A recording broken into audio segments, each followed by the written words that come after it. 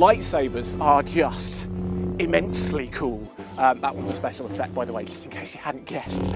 But give us a thumbs up if you'd like a real one, a real life lightsaber. Yeah?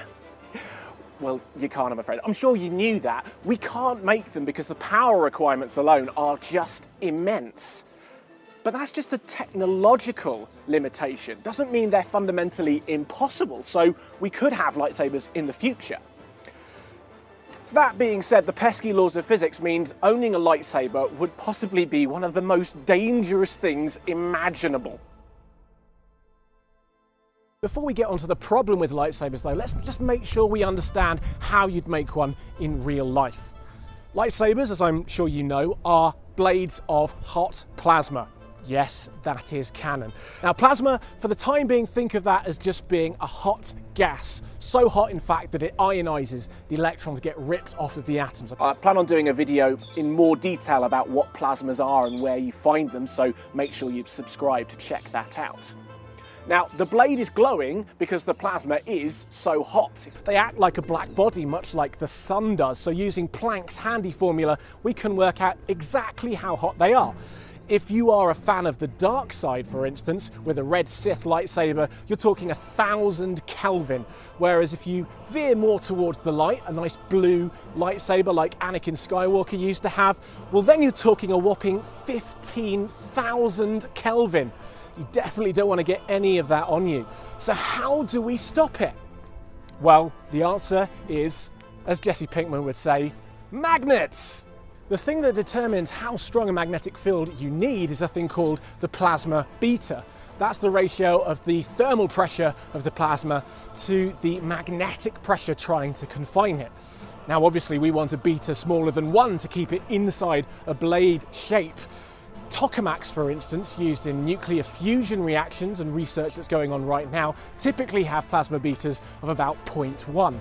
So if we apply that number to our lightsaber figures, well, we need really big magnetic fields, between 6 and 23 Tesla.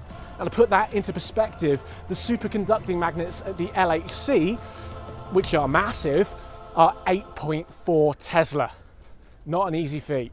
Now in plasma physics, magnetic fields and plasmas are tied together. We call them frozen in. If we move one, the other moves with it. So we're not going to lose our plasma by swinging our lightsaber blade around.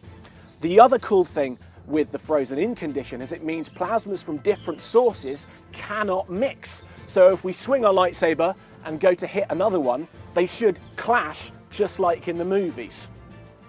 Except when that thing breaks down, which it does. Yep, now we're on to the problem. You see, there's this fundamental plasma process called magnetic reconnection, which can release a huge amount of energy when plasmas with different magnetic fields collide. For instance, the aurora, or the northern lights, are caused by the solar wind reconnecting with Earth's magnetic field when they're oppositely aligned. And that's just a huge amount of energy being dumped into the top of the atmosphere in the form of hot electrons. Now you might be thinking, okay, well, we'll just make sure all lightsabers are set in the same direction so this doesn't crop up. But it's not as easy as that. There's an equation which determines when reconnection can occur. And here it is. The three things involved are the angle between the magnetic fields, which in this case you can think of as the angle between the two lightsabers. You've also got the difference in the plasma betas of those two lightsabers and the distance between the two blades in terms of something called the ion inertial length. Now, we know the plasma betas have to be small to confine the plasma into their blades, so the difference in those has to also be a small number. And for lightsabers, it turns out that the ion inertial length is absolutely tiny, just 0.1 microns. So the distance between the two blades in this case will also be quite big. And that means that if you were to have a lightsaber fight, you pretty much get reconnection going on all the time unless you could get them exactly aligned when they clashed. Now you might ask, well, why do I care? Surely it's not going to be that bad. Well, it is. Reconnection releases a huge amount of energy, not only in the form of jets of that hot plasma traveling at some 3 to 13 kilometers a second. That's the same speed as most explosions.